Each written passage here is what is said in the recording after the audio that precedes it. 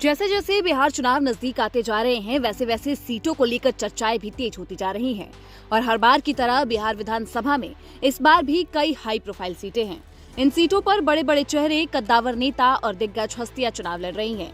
लेकिन अपने नाम की तरह क्या ये चेहरे लोगों की पसंद बनकर उभरेंगे, इस पर सभी की नजरें रुकी हुई है। इन्हीं हॉट सीटों में दरभंगा जिले की अलीनगर सीट भी शामिल है। इस सीट से भारतीय जनता पार्टी की प्रत्याशी हैं मैथिली ठाकुर, जो कि बिहार की मशहूर लोक गायिका हैं। मैथिली ठाकुर किसी परिचय की मोहताज नहीं है। अपनी आवाज के जादू से विदेश विदेश में मशहूर हो चुकी हैं और बिहार विधानसभा चुनाव जैसे जैसे नजदीक आ रहे हैं, उनकी चर्चाएं और भी तेज होती जा रही हैं। क्योंकि एक तो वो लोक गायिका हैं, दूसरा उन्होंने इससे पहले कभी कोई चुनाव नहीं लड़ा। यहाँ तक कि उनका राजनीति से दूर दूर तक कोई नाता ही नहीं था। लेकिन फिर भी राजनीति में कदम रखते ही उन्होंने बवाल मचा दिया है। जी हाँ, उन्होंने राजनीति में कदम रखते ही चुनाव से ठीक पहले अपने अलीनगर क्षेत्र का नाम बदलने की चर्चा छेड़ दी। मैथिली ठाकुर ने टिकट मिलने के ठीक बाद अलीनगर का विकास और इसके साथ ही उसका नाम बदलकर सीतानगर करने की बात कही है, जिसकी वजह से सियासी घमासान तेज हो गया है। उनकी ऐसी बयानबाजियों से कहीं न कहीं अब धर्म की बातें छिड़ गई हैं। सवाल उठ रहे हैं कि आखिर नाम बदलने की जरूरत ही क्या है। ऐसे बयान पर विवाद बढ़ने पर उन्होंने सफाई भी दी। मैथिली ठाकुर ने कहा कि अलीनगर का नाम बदलने का विचार उनका अपना नहीं था, बल्कि ये बात केंद्रीय मंत्री नित्यानंद राय की तरफ से आई है। उन्होंने नाम बदलने का सुझाव दिया था। लोक गायिका ने कहा कि मुझे लगा कि नाम ऐसा होना चाहिए जिसका मिथिलांचल से एक जुड़ाव हो, और मिथिलांचल यानी कि राम सीता से जुड़ाव, राम सीता के उपासक जहाँ पर रहते हो। उन्होंने कहा कि लोग मुझे सीता की बेटी भी कहकर बुलाते हैं, सीता माता की बेटी कहकर उन्हें वहाँ पर बुलाया जाता है। इसीलिए उन्होंने कहा कि जहाँ राम सीता मिथिलांचल है, राम सीता की बात है वहाँ पे, जहाँ पे राम सीता के उपासक रहते हैं, तो इसीलिए इस जगह का नाम सीतानगर रखने की बात उन्होंने कही है। अब आपको बता दें कि इस सीट पर मैथिली ठाकुर का मुकाबला राजद के उम्मीदवार विनोद मिश्रा से है। अलीनगर सीट पर 3 प्रत्याशी के नामांकन वापस भी लिए गए थे और नाम वापस लेने के बाद अब कुल 12 उम्मीदवार चुनावी मैदान में हैं। अलीनगर का जातीय और धार्मिक समीकरण हमेशा से ही दिलचस्प रहा है। यहाँ मुस्लिम, ब्राह्मण और यादव वोटरों का गहरा असर है।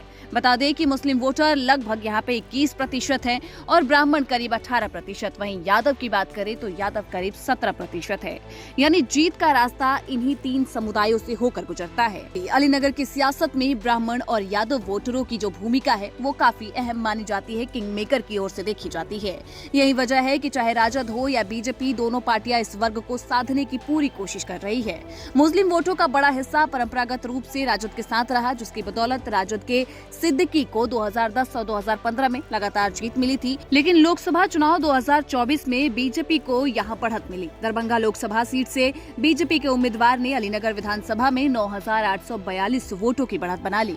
यहां राजद के वोटर्स बट गए और यादव ब्राह्मण समीकरण और मोदी फैक्टर की वजह से बीजेपी उम्मीदवार ने बाजी मार ली। इस बयान ने भाजपा के लिए एक नया सियासी मोड़ तैयार कर दिया है। समर्थक इसे मिथिला की पहचान से जोड़कर देख रहे हैं, जबकि विपक्ष इसे हिंदू मुस्लिम ध्रुवीकरण की कोशिश बता रहा है। अलीनगर के कई मुस्लिम बहुल इलाकों में इस बयान को लेकर नाराजगी है, जबकि हिंदू मतदाता इसे गौरव और आस्था से जोड़कर देख रहे हैं। अब ऐसे में मैथिली ठाकुर की लोकप्रियता और उनका धार्मिक जुड़ाव भाजपा के लिए वरदान भी साबित हो सकता है और विवाद का कारण भी बन सकता है। बहुत अच्छा लग रहा है।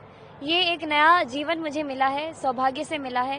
प्रधानमंत्री जी के नेतृत्व में, माननीय अमित शाह जी के नेतृत्व में मुझे ये सौभाग्य मिला है। तो बस मैं अपना 100% दे रही हूँ और मुझे उम्मीद है कि लोग मुझे अपना आशीर्वाद दे करके जिताएगी। माननीय गृह मंत्री जी ने समझाया कि ये सब तो आशीर्वाद समान है, तो बिल्कुल भी मैं इसको नेगेटिवली नहीं लेकर के अपने लक्ष्य को साध रही हूँ और मेरे लिए मेरी अलीनगर विधानसभा क्षेत्र ही सबसे ऊपर है।